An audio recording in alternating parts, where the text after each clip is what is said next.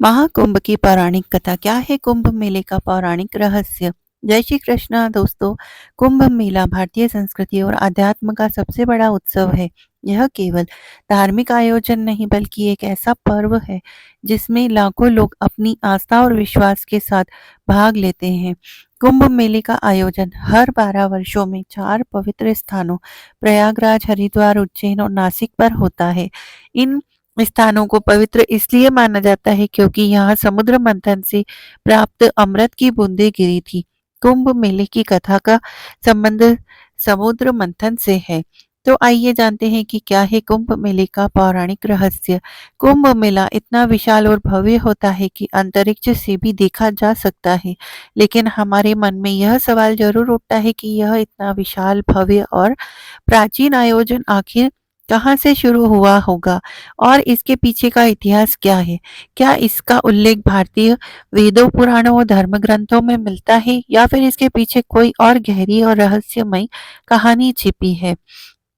और सबसे रोचक और आश्चर्य वाली बात यह है कि कुंभ के शाही स्नान का पहला अधिकार केवल नागा साधुओं को दिया जाता है, जबकि अन्य साधु संतों को उनकी बाद स्नान करने का अवसर मिलता है। इस विशेष परंपरा के पीछे एक अद्भुत इतिहास छिपा हुआ है, जो नागा साधुओं को इतना विशिष्ट और सम्माननीय बनाता है। महाकुंभ का आयोजन प्रयागराज के त्रिवेणी संगम पर होता है, जहां गंगा, यमुना और सरस्वती नदियों का संगम माना जाता है।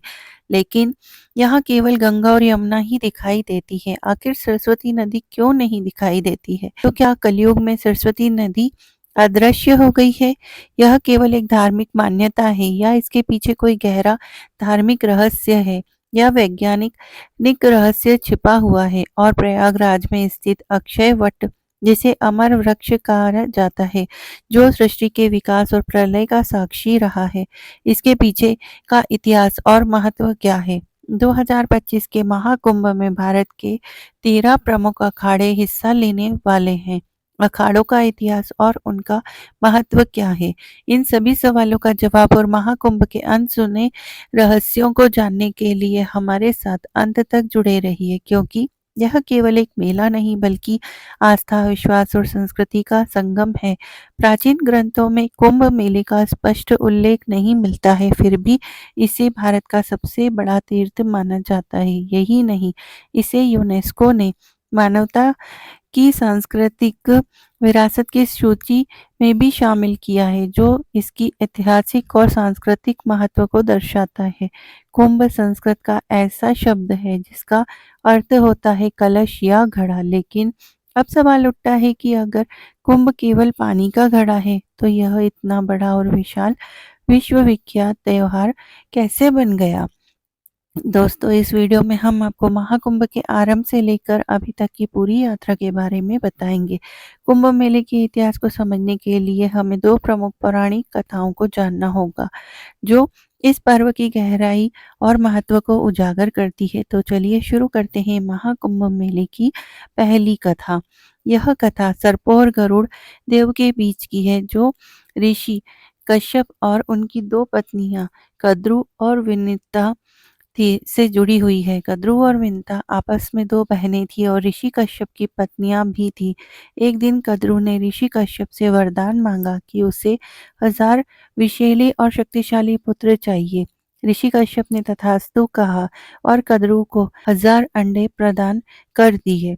वे प्राप्त हुए। यह देखकर विंता ने भी वरदान मांगा कि भले ही उसके पुत्र कम हो, लेकिन वे कद्रू के पुत्रों से अधिक शक्तिशाली हो। ऋषि कश्यप ने उन्हें भी तथास्तु कहा और विंता को 2 बड़े अंडे प्राप्त हुए।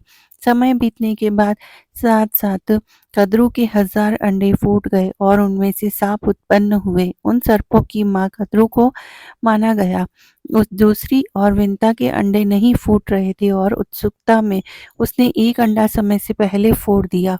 उसमें से एक अधूरा जीव उत्पन्न हुआ, जिसका शरीर कमर तक ही विकसित हुआ था। वह जीव गुस्से में बोला, माँ, आपने मेरे साथ यह अन्याय किया है, लेकिन कृपया आप दूसरे अंडे के साथ ऐसा मत कीजिए। वह जीव उड़ गया। उसका नाम अरुण रखा गया। आगे चलकर वह सूर्य देव का सारथी बना। एक दिन कद्रू और विंता ने सूर्य देव के सफेद घोड़े को देखकर शर्त लगाई।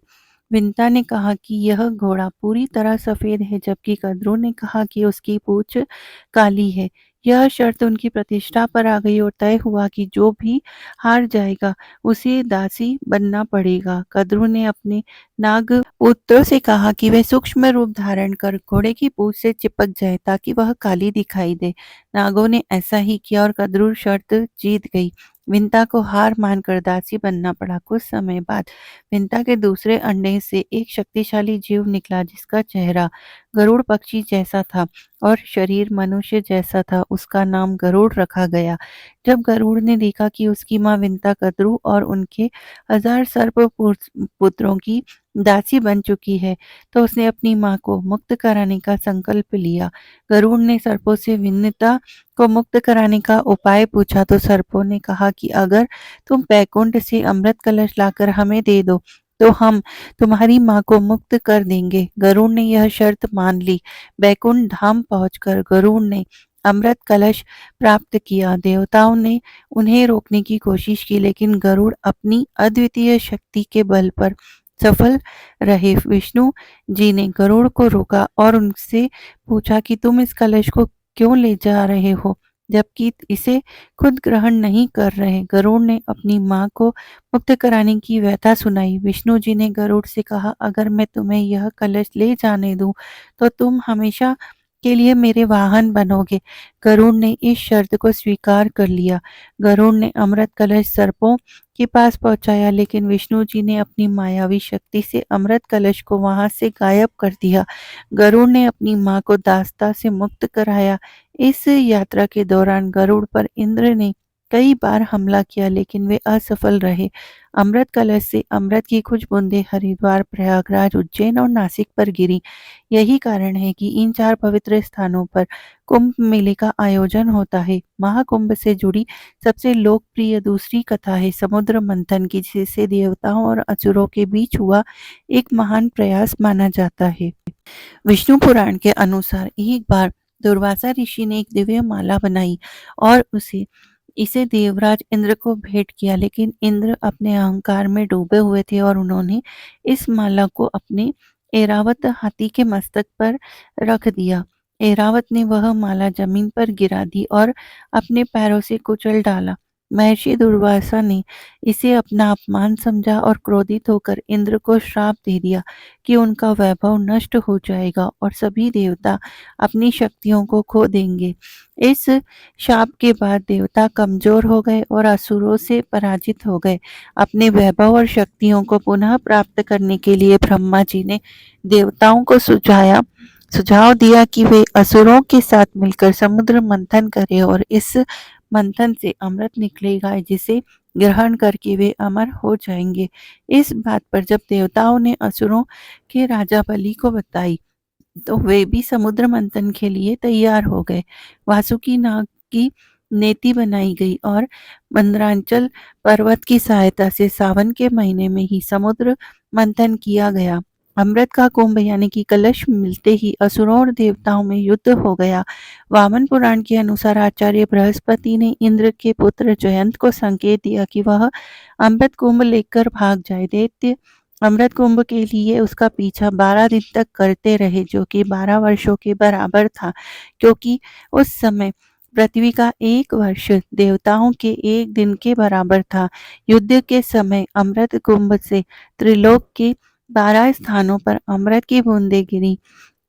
इनमें से 8 स्थान देवलोक में हैं और 4 स्थान पृथ्वी लोक पर स्थित हैं।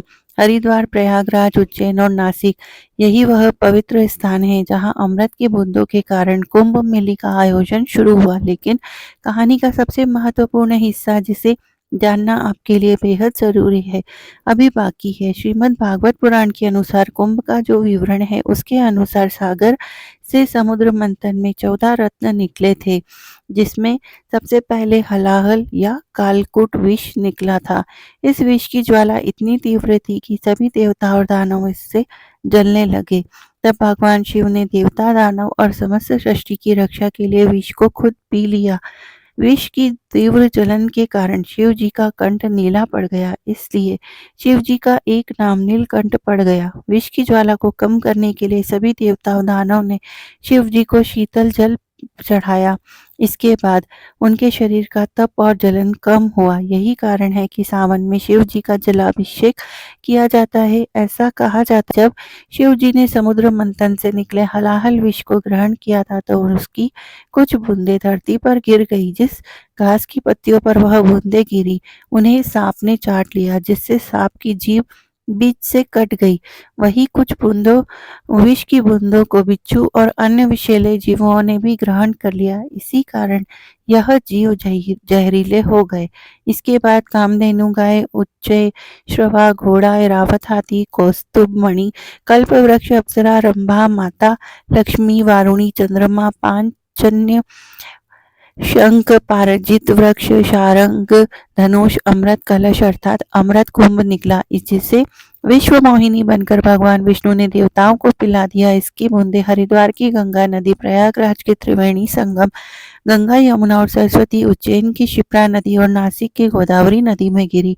जहां अमृत की बूंदें गिरी वहां कुंभ मेले का आयोजन शुरू हुआ। प्रयागराज में जहां महाकुंभ का आयोजन होता है वहां गंगा यमुना का संगम तो साफ दिखाई देता है, लेकिन सरस्वती नदी नजर नहीं आती। फिर भी इसे त्रिवेणी संगम कहा जाता है। तो दोस्तों, अब हम इस सवाल का जवाब जानेंगे कि सरस्वती नदी अदृश्य क्यों हो गई। इसके पीछे की वजह जानने के लिए हमें इतिहास और पौराणिक कथाओं में झांकना होगा। महाभारत के शल्य पर्वत में सरस्वती नाम से नदियों का उल्लेख मिलता है। श्रीमद् भागवत पुराण में सरस्वती नदी के प्रवाह और उसके स्थानांतरण की एक रोचक कथा का वर्णन है। पुराणों के अनुसार प्राचीन काल में सरस्वती नदी स्वर्ण भूमि में बहा करती थी। कालांतर में इस भूमि का नाम स्वर्ण राष्ट्र हो गया और धीरे धीरे यह सौराष्ट्र कहलाने लगा। उस समय सौराष्ट्र का क्षेत्र प्राचीन मारवाड़ तक फैला हुआ था और सरस्वती नदी इसी भूमि से प्रवाहित होनी थी।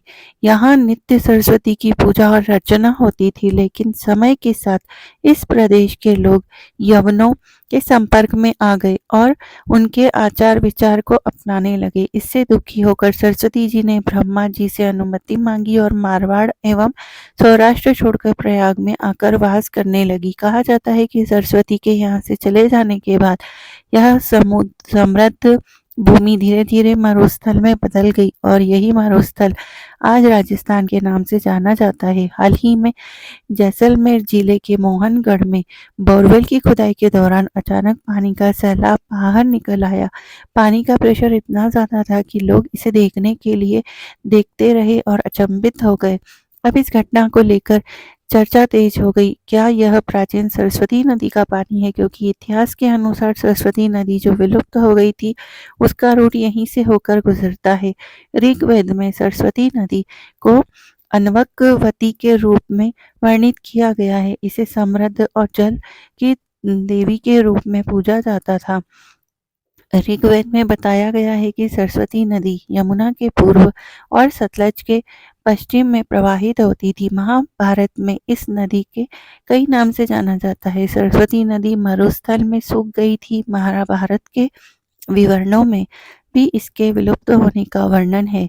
यही वह नदी थी जिसके किनारे ब्रह्मावर्त और कुरुक्षेत्र जैसे प्राचीन स्थल बसे हुए थे।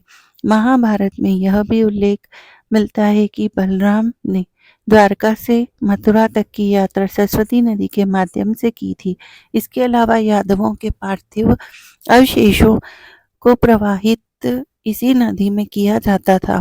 इन विवरणों से यह स्पष्ट होता है कि सरस्वती एक विशाल और महत्वपूर्ण नदी थी जो न केवल धार्मिक और सांस्कृतिक महत्व रखती थी बल्कि यातायात और परिवहन के लिए भी उपयोगी थी। वैदिक काल में एक और नदी का उल्लेख मिलता है जिसे दृश्यवती कहा जाता है। यह सरस्वती नदी की सहायक नदी थी और हरियाणा से होकर बहती थी।